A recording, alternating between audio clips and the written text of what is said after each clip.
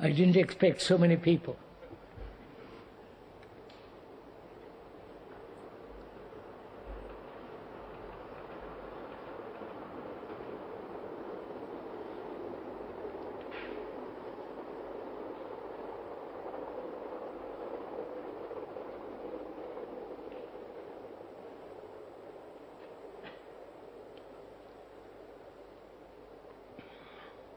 I wonder what we shall talk about.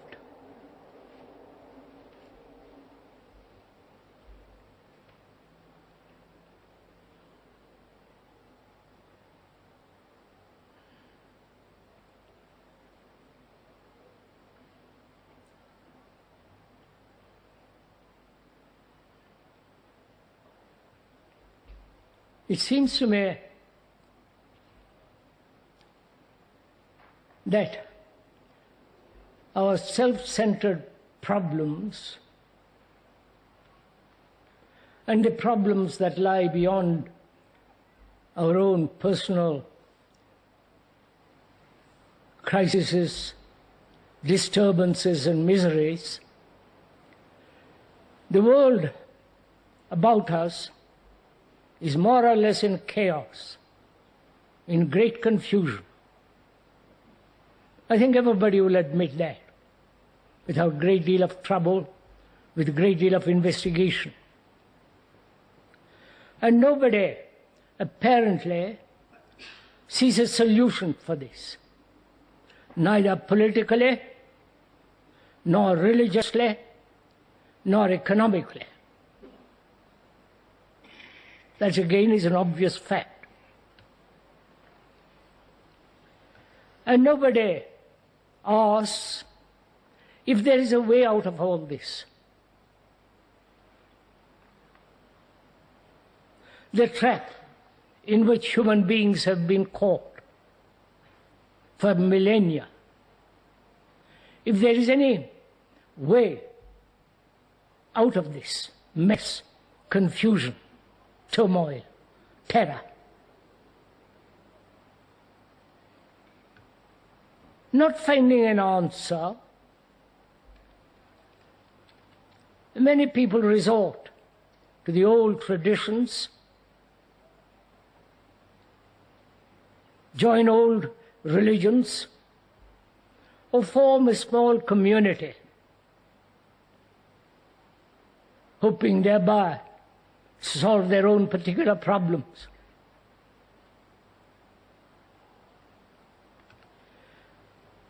And I may suggest that there is a way out of all this.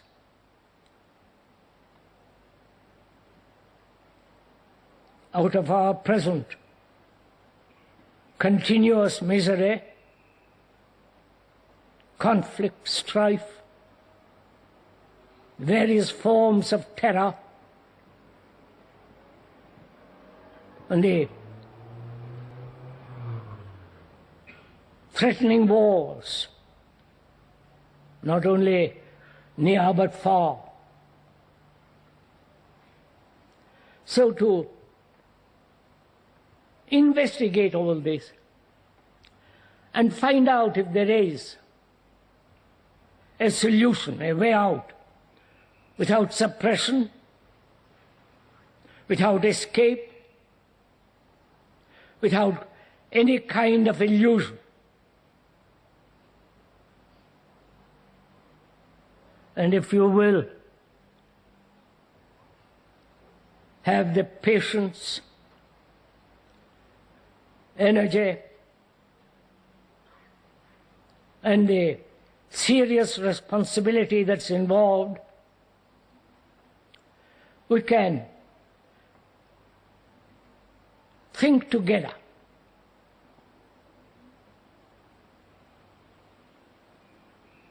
I hope you're prepared for that. Thinking together. There are two different kinds of thinking. One, thinking about something, about a problem, about a personal issue, or about the world, and so on. that is, thinking about something.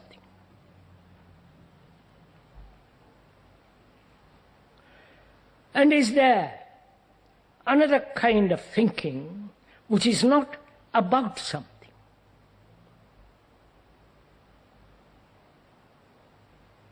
Please, carefully, I'll go into this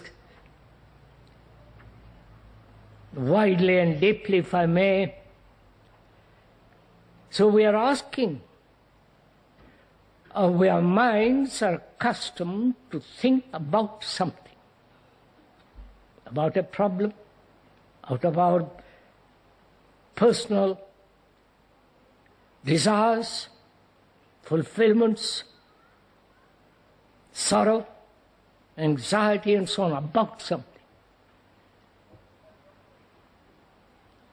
And we are accustomed to that, thinking about.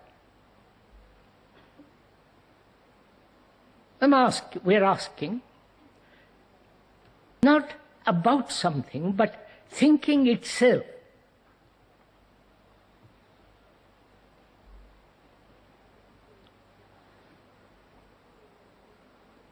If this issue is clear,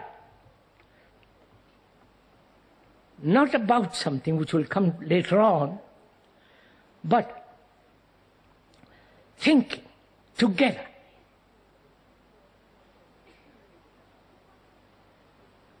Please see the difference. Thinking together does not mean that you agree or disagree, accept or reject, defend or offend, but together find out if it is possible by thinking together we can act together.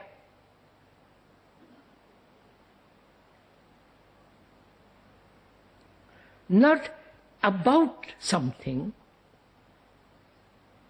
Please apply your minds to this little bit. Not about something which you can more or less do. We can agree to act in a certain way. We can put our minds together to investigate a certain problem. But we're not going into that for the present. But we're asking, thinking together, without any barriers, without any inhibitions, without any prejudice, letting go your personal experiences,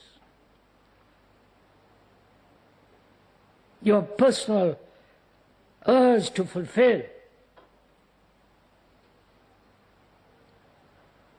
which means you, the speaker, together be free to think.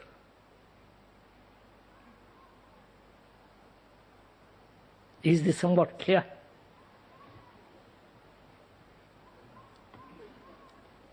Please, this needs a great deal of investigation, because we are conditioned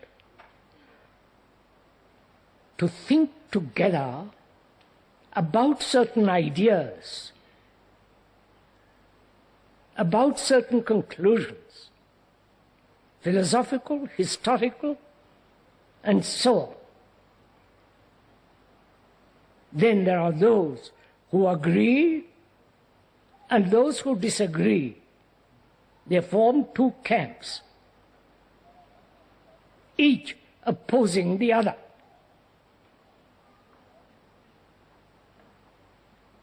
Which is what is happening in the world.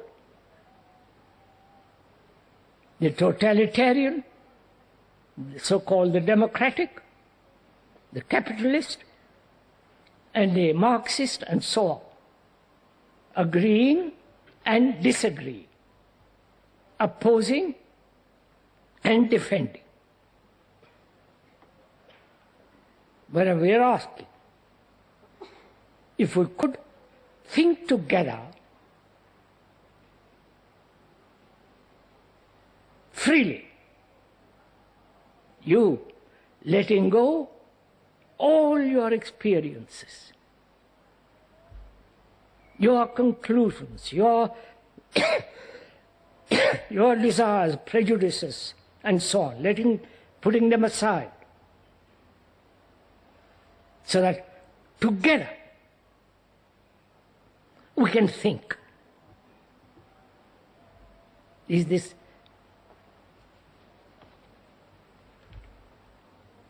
will you do that? You, the speaker, putting aside his beliefs, his opinions and judgments and evaluations, his hopes and so on, and together think. Not about something, but think. Is this, shall we do it? Which means that being free for our own personal problems, urges, demands, fulfillments, and so on, being free to investigate together, not investigate into something, but the capacity, the spirit of investigation.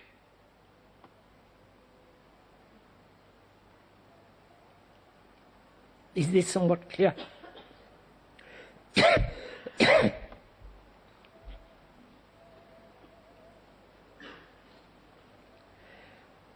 Which requires not only that you listen, not to what is being said, but to listen to the quality of a mind that is thinking. Not with regard to something, but listening to the whole quality of thinking.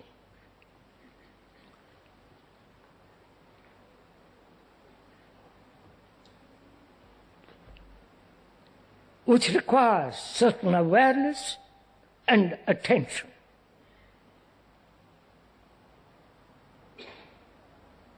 Right? Where there is attention, there is no center from which you are attending.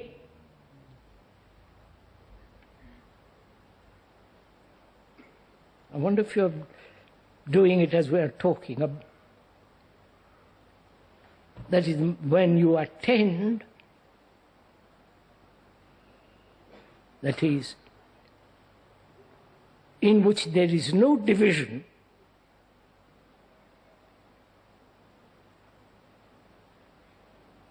then in that attention,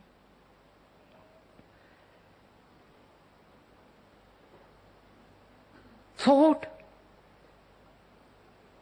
is not your thought or my thought, it is thinking.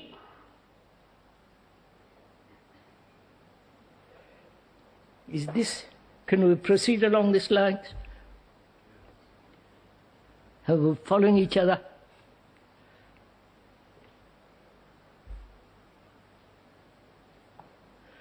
When you give your attention, which means to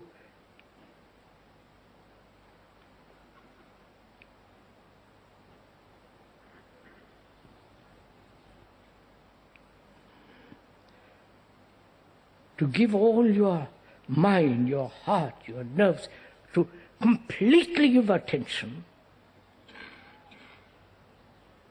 do you find that there is a center from which you are attending?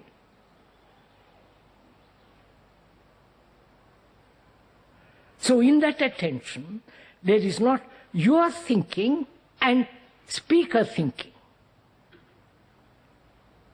There is only a quality of a total attention. Right? Don't look so mystified. It's really quite simple.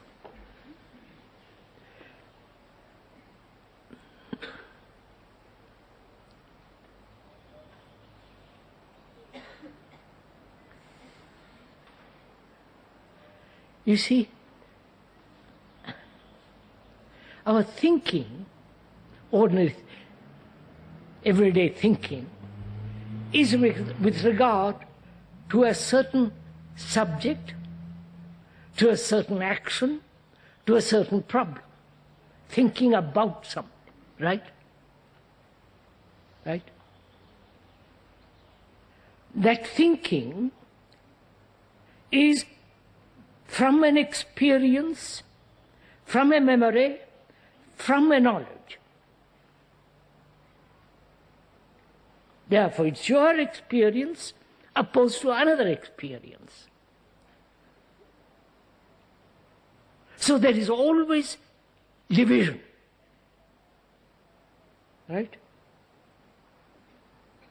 Please follow this. You have your opinion, and another has his opinion. And the two divisive opinions, dividing opinions, can never come together. If you believe in something, another believes in something else strongly, then there is wide cleavage to that way of thinking we are accustomed. Right?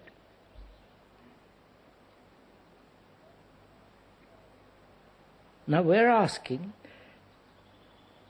that thinking can never be together. Because it's always either opposing, defending, or accepting. Whereas we are saying something entirely different. Thinking together implies that you and the other have let go all his prejudices and all the thinking together.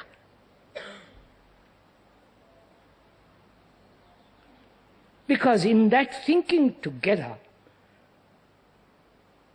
there is no your thinking and my thinking separate. It is together thinking. Right? Have you understood this? Now, please, this is very serious, because it is either you accept it as an intellectual concept, which then becomes your concept and his concept.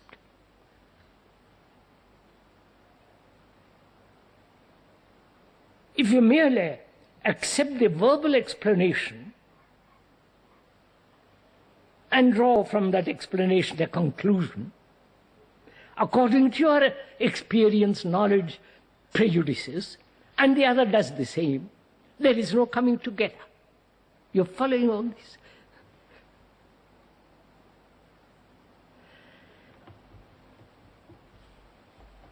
It's important that we come together in our thinking.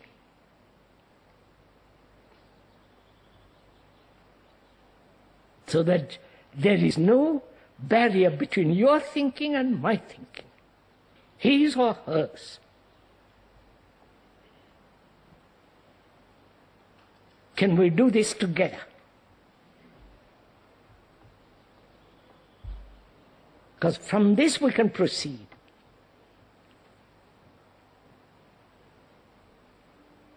Because your mind then has a totally different quality. It's entirely objective,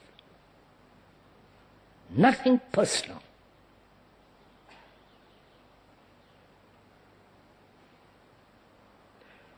The self-centered problems with which we are burdened can never be solved unless there is a different quality of thinking or different quality of perception.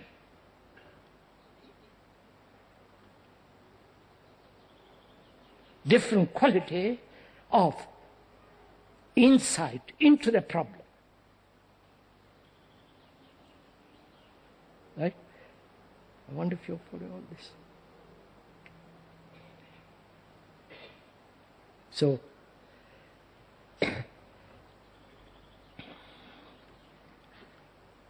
our question then is it possible that two people, group of people, undertake this responsibility?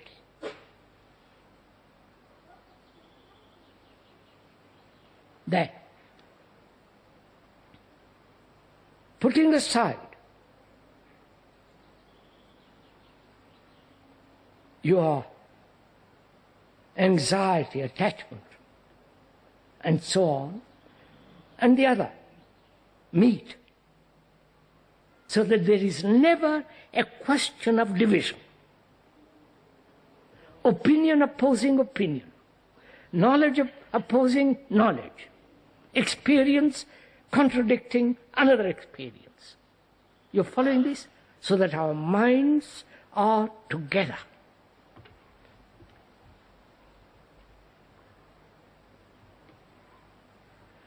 The totalitarian states want this. They are the authority, and they lay down what people should think, act, and so on. That's what's happened. If you disagree, you are either shot, sent to a concentration camp, or exiled. We are not saying that at all. On the contrary.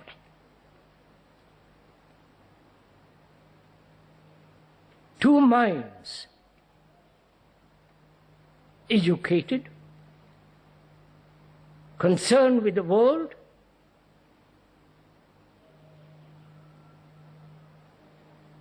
and are committed to find out whether there is a way out of this, out of the trap, out of this terrible mess that man has created for himself and for others. Can we do this together? I repeat. You understand the question now? Together, our minds are equal. So there is no speaker is not telling you what to do and you obey or disregard or accept. But our minds are together, being free to solve our problems.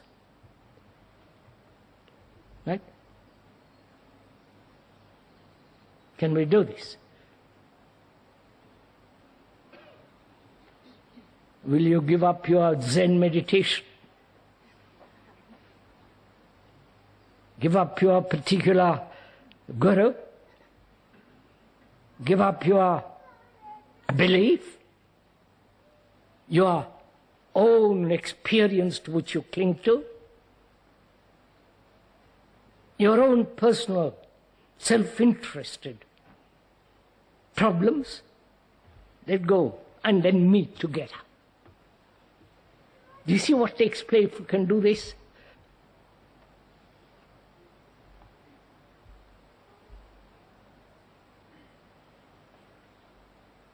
Then we can investigate together every problem with very simply and clearly and directly and act.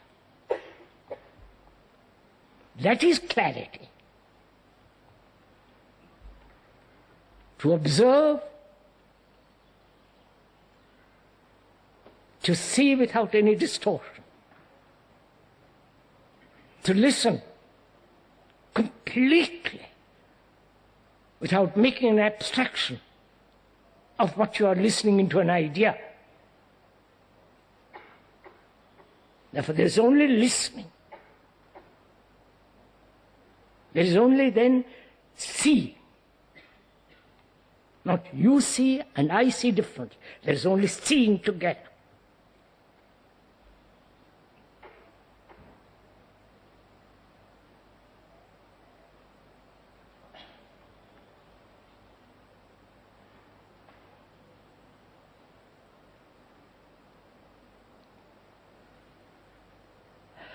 Right? See, we have instantly moved away from our own little sphere, from our own backyard.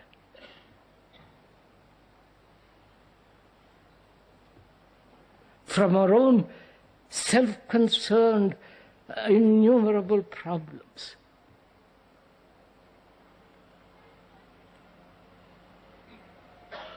Have you?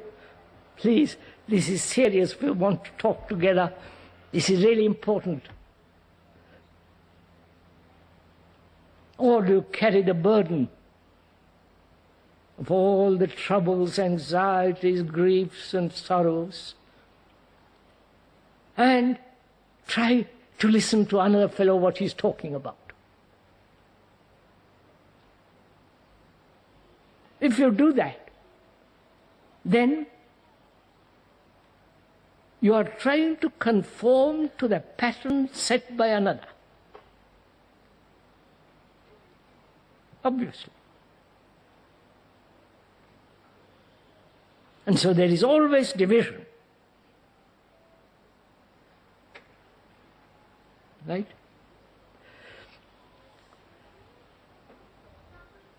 So we're asking something very serious. And as you have taken the trouble to come to this, into this tent, expenditure, energy, petrol, and all the rest of it, away, together, thinking.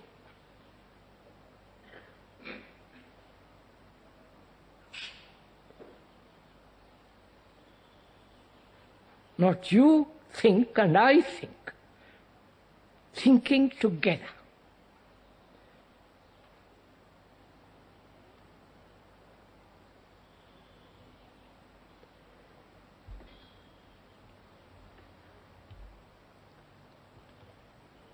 Then we can go into this question of time. Thinking together. Not your time, my time. That's very important. Because we're going to find out, if we think together, whether there is psychologically tomorrow at all.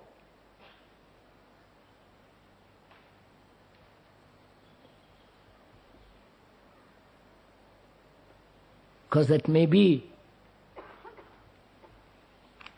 either an illusion or a reality. That there is psychologically tomorrow.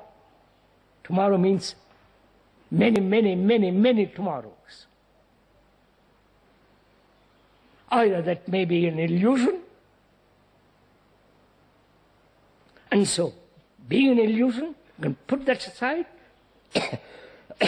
and face this question, whether there is psychologically a progressive evolutionary movement, which is time. I wonder if you follow this. Are you used to my language and therefore you can go to sleep? You might say, oh yes, you have heard all this before.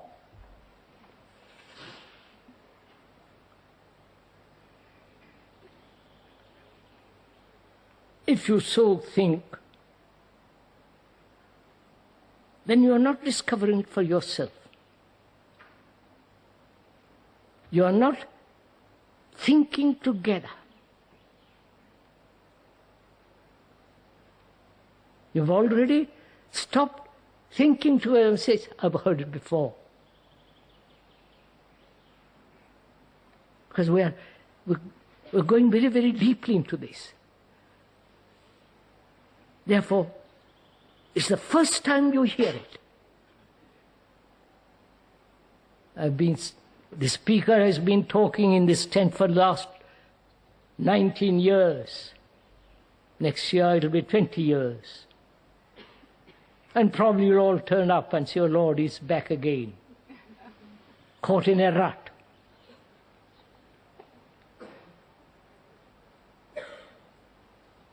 We're not caught in a rut. We're free to listen, to observe,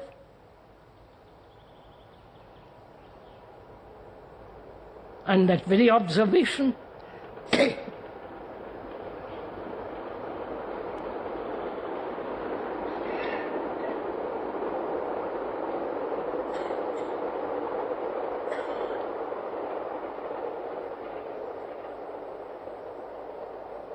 that very observation, listening, reveals the truth. Not the idea about truth. So we're asking a very serious question. Because all our conditioning, all our education, both religious, personal, and worldly, is allowing or giving time to achieve something. One needs time to learn a language. One needs time to learn how to drive a car. Time is necessary for acquiring skill, technological skill. To be a good carpenter, you need time.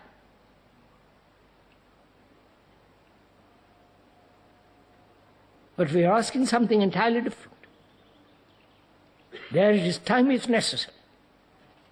Psychologically, please bear in mind we are thinking together, not what you think time is necessary or not. We are investigating together. Therefore you are free to look, to question, ask. You cannot inquire, demand, be skeptical if you just say, I'll hold on to my knowledge, I think time is necessary, and so on. Then we don't meet together. We are thinking together about the whole question of psychological evolution. Because man, throughout the millennia, has been accustomed, is used, conditioned to think that he will evolve. I am this today, give me time to change. I am envious, frightened, burdened with enormous sorrow, and I must have time to get over it, to go beyond it. This is what we are used to. So the speaker is saying whether such psychological evolution exists at all, or it is the invention of thought. Because it says, I cannot change today, give me time, for God's sake, tomorrow. the everlasting becoming. I'll be successful as an executive, as a first-class engineer, or a first-class carpenter. All those need skill and you need time. But we are asking, is there psychological evolution at all? The me becoming something. You understand? We are thinking together, not about whether time exists psychologically or not. We are thinking together. Therefore, there is no opposition. Right?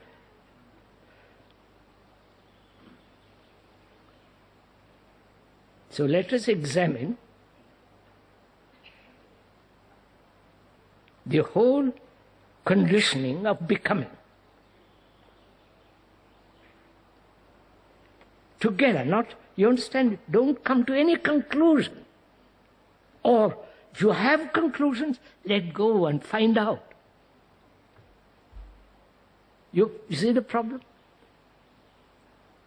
If one's conditioning allows time, then you are caught in the whole movement of becoming. That is, I'm angry, one is angry, allow time to dissolve that anger.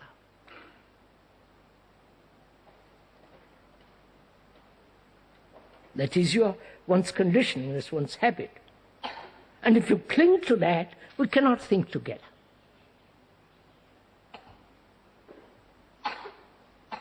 Therefore, it's important to find out if you are clinging to something and at the same time trying to think together.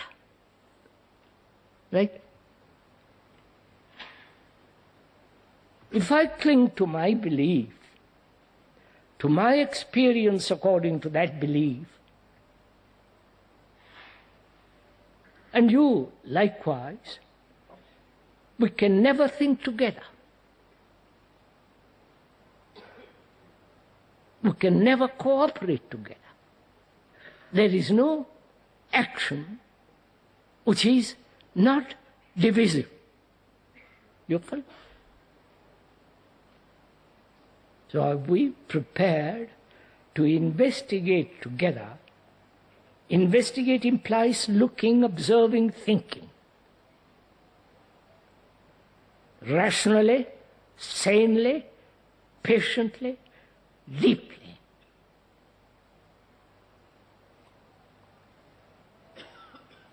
Am I, as one,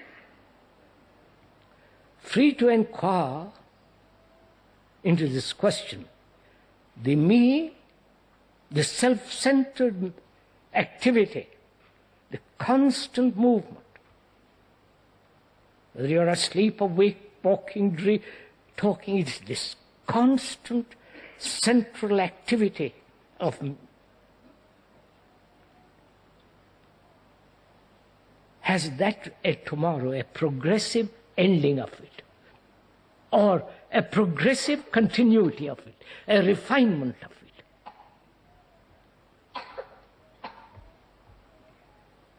All that demands tomorrow.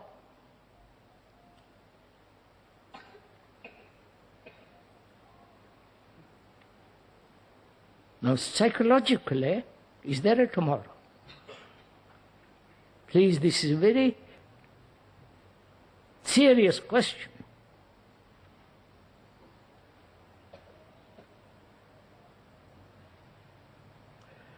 The speaker put this question to somebody some time ago, and the person said, "Oh Lord, I'm going to meet my husband tomorrow."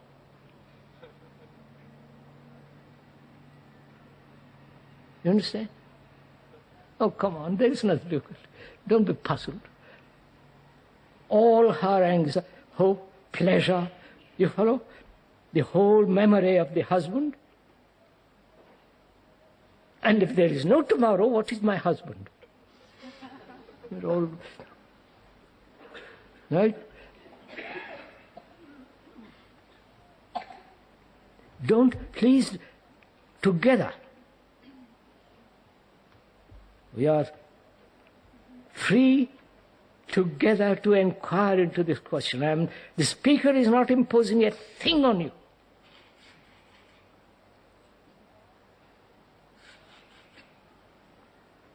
But it's very important to find out if there is a tomorrow.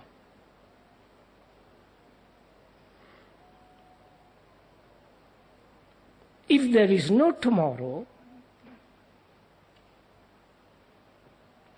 what takes place? We know what takes place when we have allowed multiple tomorrows.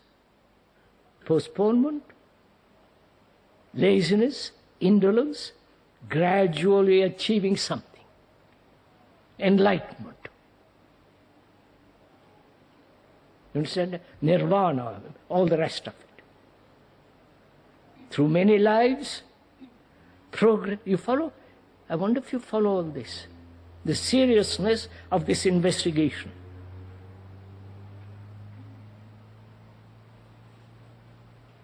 If there is no tomorrow, psychologically, then what happens to the quality of your mind?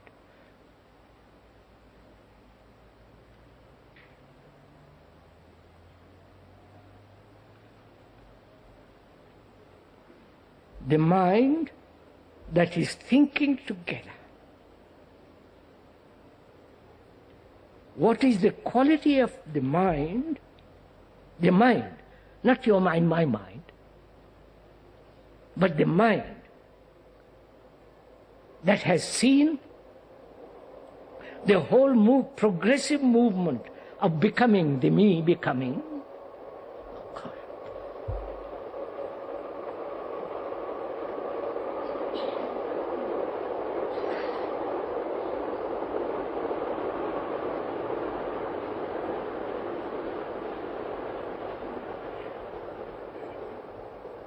That has seen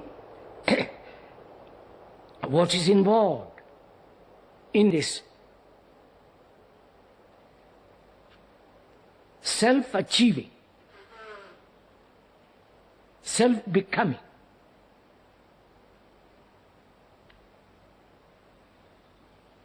And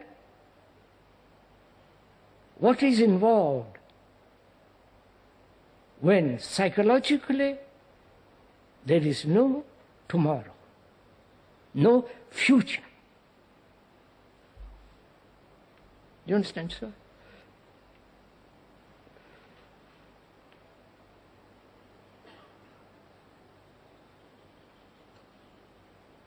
Psychologically, then, there is a tremendous revolution. Right? Is this taking place with you? That's what is important. Not the words, not the speaker what he's stating, but actually, actual means that which is happening now, the actuality. Is the actuality that in investigating together, the mind has discovered the truth that there is no tomorrow, psychologically. Then what takes place with the quality of one's mind? You understand what I'm saying?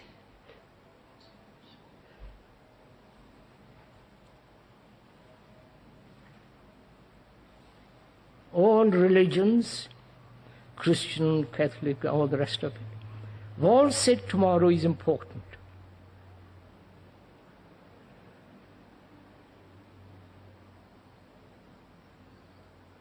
Tomorrow in Christian world, one life. When you die, one life only. The Asiatic world says multiple lives.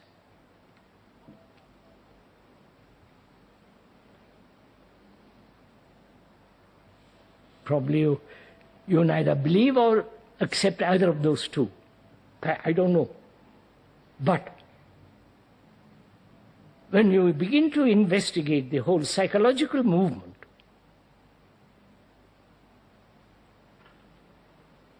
the me, the X, becoming, you follow? What is involved? Gradual, you suffer and go on gradually lessening suffering till ultimately you are free, either in this life or in successive lives. The Christians accept this life, one life, and the Asiatics accept many, many lives. You follow? That is psychologically one life and psychologically multiple lives.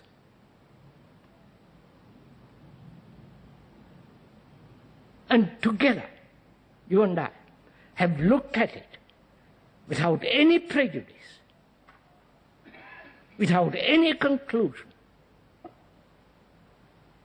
We are observing the fact how people are caught in this. And also, we're asking, if there is no tomorrow, psychologically, what has happened to your mind, to your action, to your behavior, to your responsibility? Do you understand my question?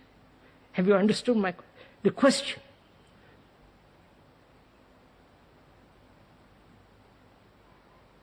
What is your conduct if there is no tomorrow? Conduct implying responsibility with regard to another in action.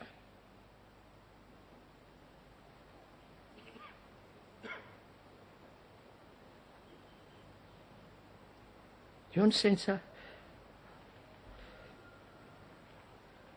Then what is your relationship to another?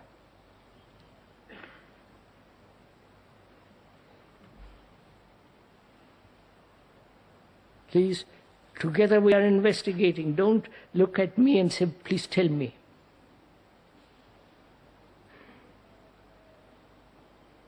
Because there is no you and I in this thinking.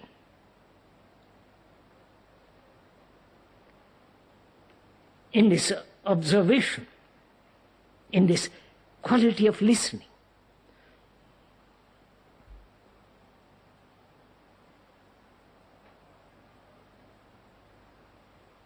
What is your relationship with another?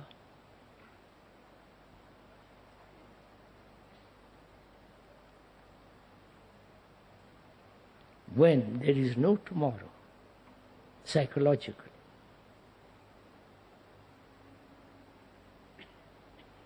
Either you despair, because this is a shocked one, you understand?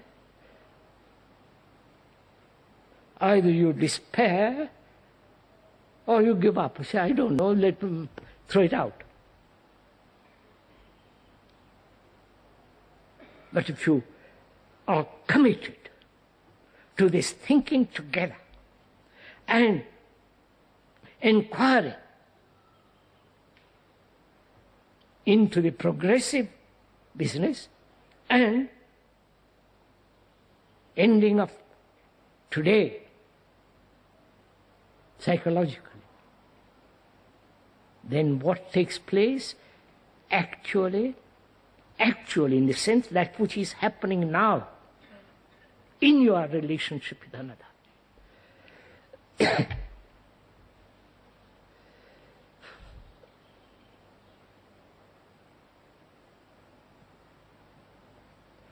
Relationship being not only physical contact, sex and all the rest of it, but also the psychological relationship of dependence, attachment, comfort, loneliness, all the rest of it.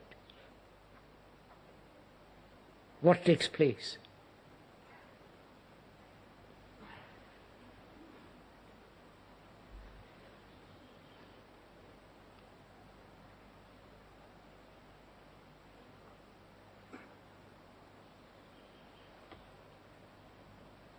Would you tell me?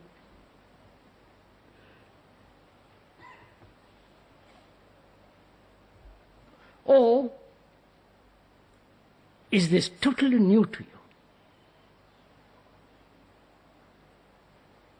You are listening for the first time.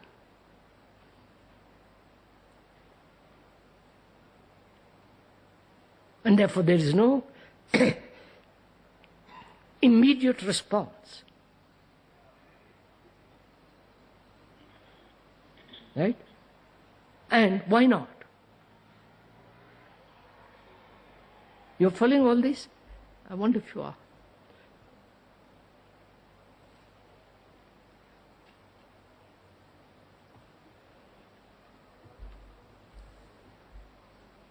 If there is the future, no future.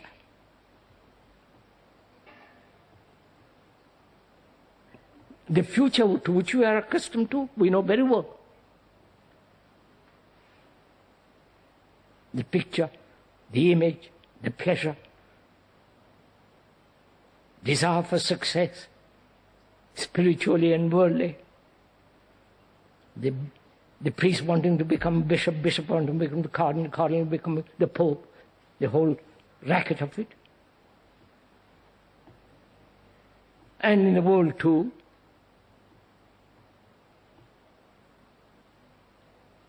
then if you see that implies constant strife, constant battle, a ruthless sense of me aggressively pushing. And so, in that aggressive achievement, there is security.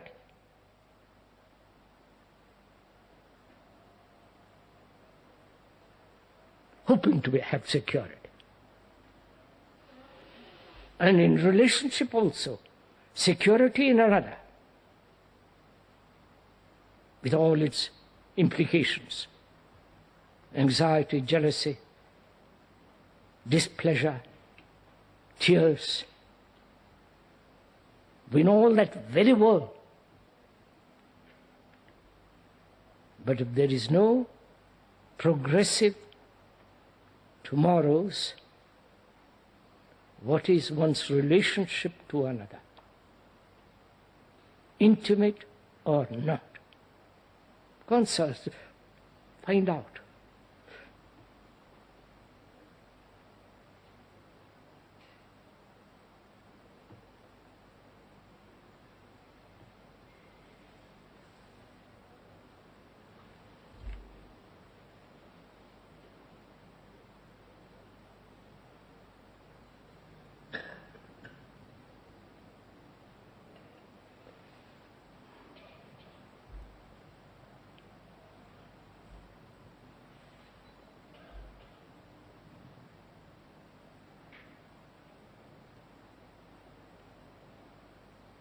See?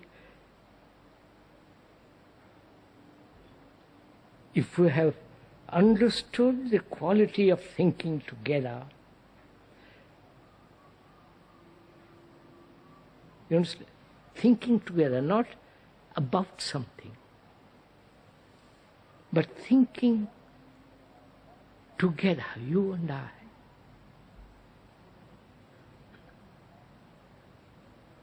Then, what is that? Where does that thinking together lead in my relationship to another? You following? The other doesn't know anything about all this. Suppose the other is attached and all the rest of it. What is your relationship to the other? If there is this quality of thinking which is absolutely together, it's not divisive,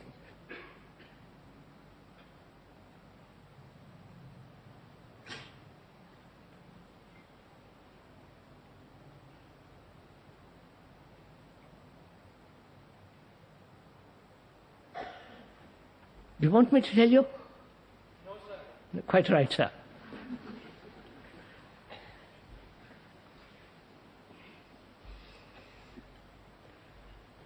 No, when you said no, sir, then you are together. Not quite, sir.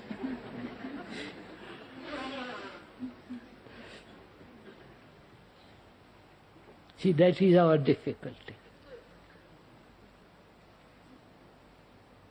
You want to think together with me. And I can't let go my ambition, my vanity, my prejudice. I can't let go because you want to have, you say, look, let's think together so that we have this quality, this spirit of actual cooperation in thinking. And I can't, because I am attached to my thinking, to my memories, to my experience, to my accumulated knowledge. So it is I who have created the division, not you. You understand this? Are you doing that? Because if we are thinking in having that spirit, then what is if there is no tomorrow, what? You're missing the whole thing. Come on, sir.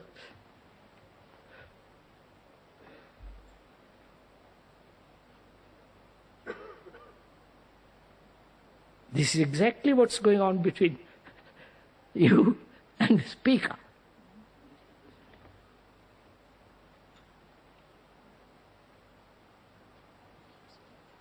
The speaker says, I have no personal problems, which is a fact.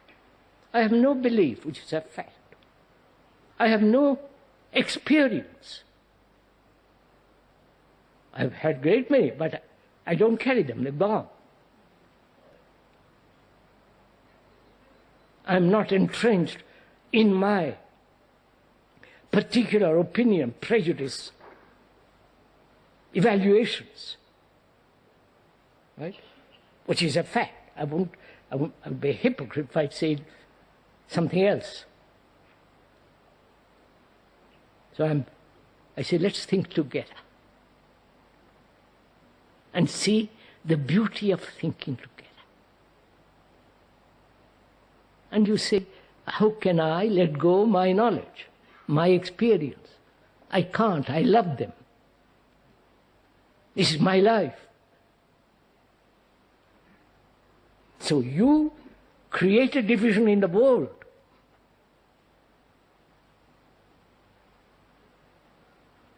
German national, you follow?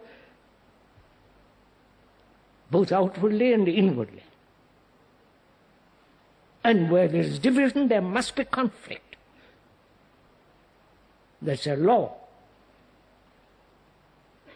The Catholic, the Protestant, the communist, the totalitarian.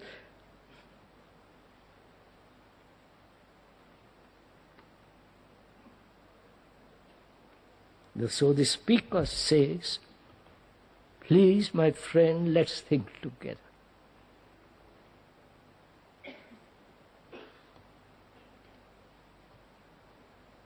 You understand, sir, what has happened? When we think together, you have lost all your personality. You don't see it. You follow? You're no longer Mr. Smith and Mr. K. Oh, come on, sirs.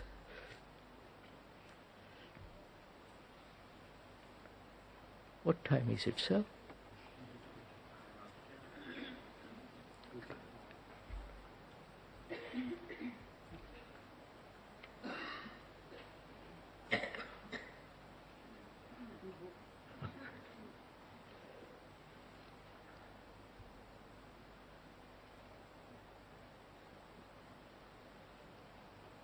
This is the purpose of these talks and dialogues, that we together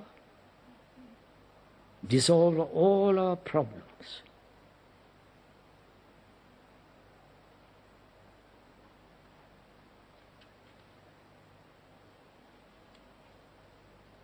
Because the self-centered problem is greater than the problems of the world. Political, energy, various countries divided, that's nothing compared to this. Because once you have resolved this, you're master of the world. You understand? Master. Don't go off into some...